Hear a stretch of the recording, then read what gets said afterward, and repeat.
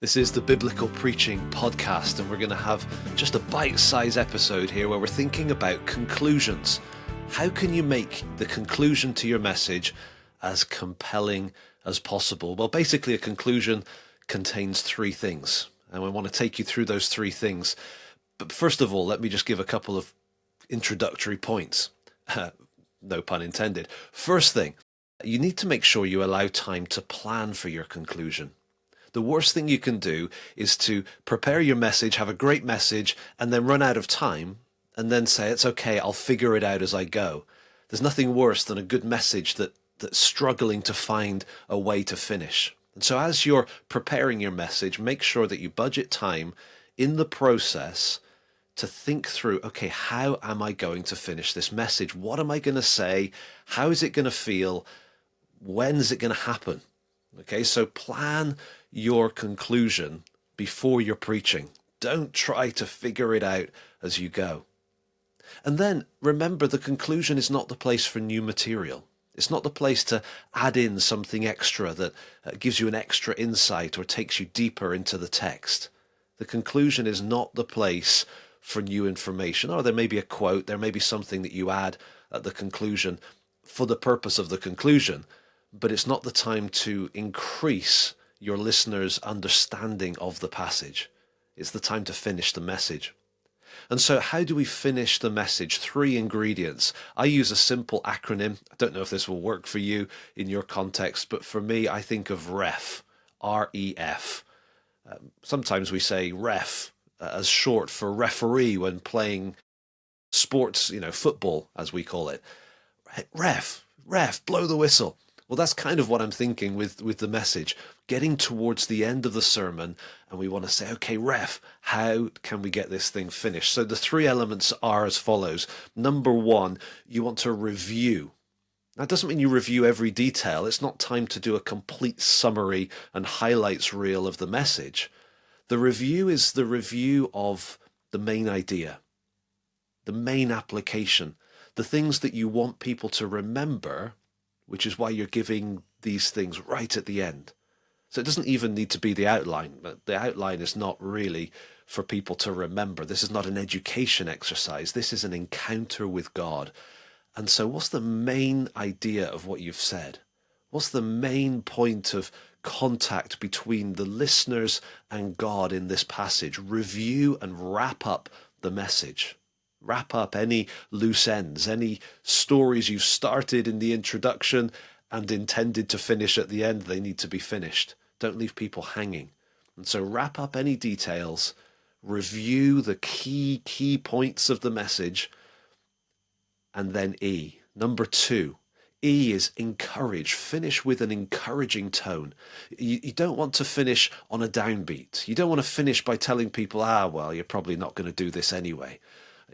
Finish encouraging with some sort of sense of expectation of what God could do as we respond to his word, as we continue to think on these things, as we put them into practice in our lives, whatever the sort of nature of the application has been, as we continue to worship God for this reality, as we ponder in our hearts the wonder and the beauty of God's character in this specific thing that we've thought about.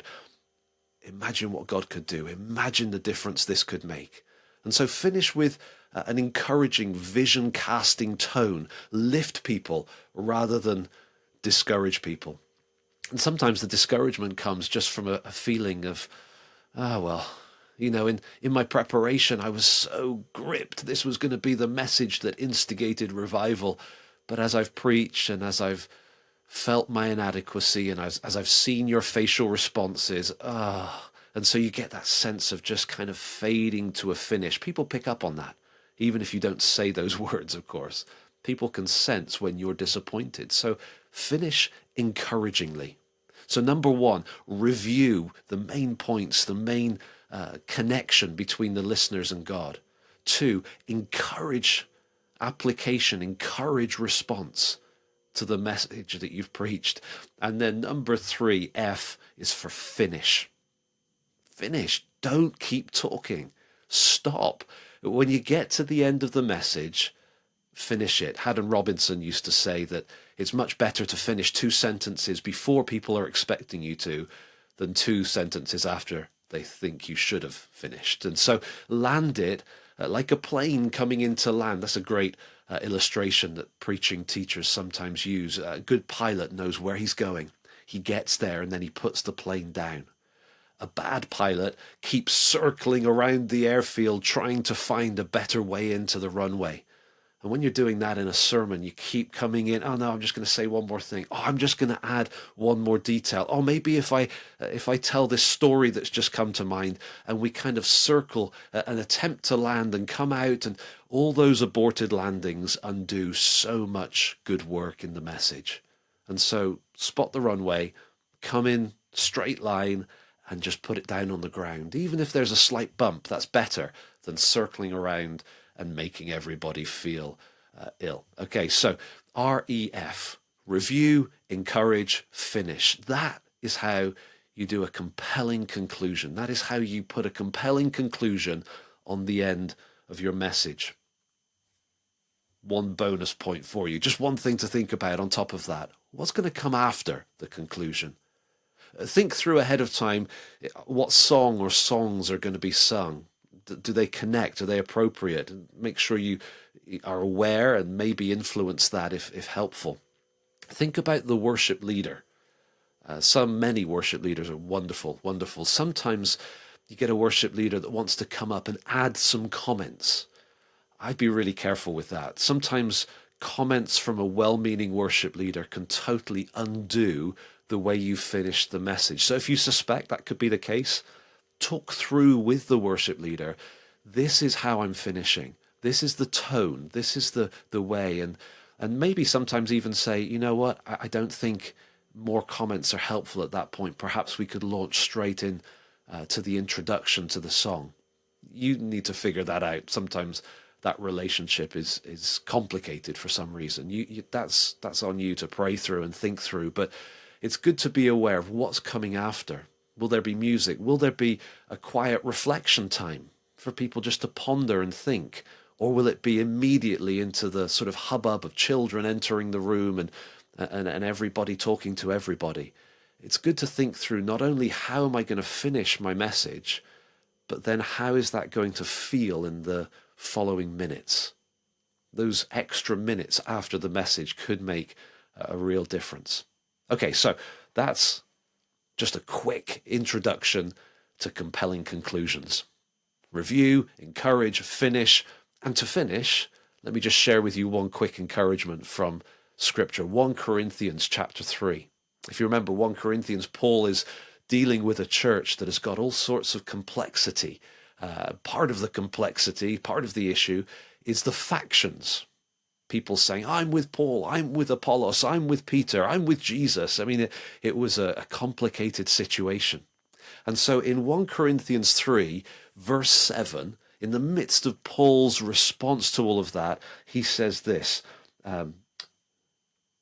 verse 7, verse 6, let's go for that one. I planted, Apollos watered, but God gave the growth. That's a good thing to keep in mind. We do our part, all right? Somebody else preached last week, I'm preaching this week, whatever the situation, but God gives the growth. Keep that in mind when you're preaching and you're tempted to add an extra 3 minutes of attempted landings, when you're looking for that perfect finish. No. I'm going to do what I've prepared. I've prayed about it. I've prepared it. Here's the runway. I'm going to put this message down on the ground, and I'm going to trust God. It's not up to me to twist arms or to emotionally stir people in an extra bit that's, just sort of coming up at the end. I'm going to finish this message, and then I'm going to trust God to bring the growth.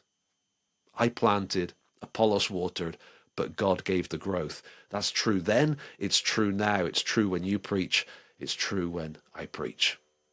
Thanks for joining us today. We really appreciate every positive review, like, share, and comment. And thank you for praying for us. We hope you will join us again next time on the Biblical Preaching Podcast.